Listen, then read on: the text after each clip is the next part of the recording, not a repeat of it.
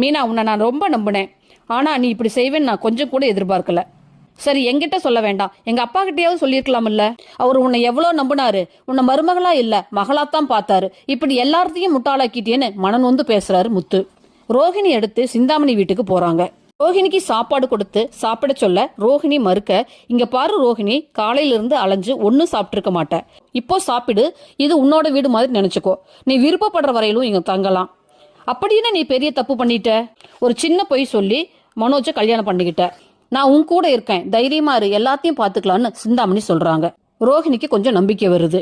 முத்து, மீனா, மீனாவோட அம்மா சந்திரா, மீனாவோட தங்க சத்யா, மனோஜோட பிய சந்தோஷ், ஜீவா எல்லாரும் மனோஜ பழசையெல்லாம் சொல்லி காட்டி கேவலமா பேசுற மாதிரி மனோஜ் கனவு கண்டுட்டே கத்துறாரு.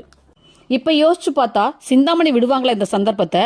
இந்த சந்தர்ப்பத்தை தனக்கு சாதகமா பயன்படுத்தி விஜயா குடும்பத்தை பழி வாங்கலாம்னு பிளான் பண்ணுவாங்க நம்ம சிந்தாமணி.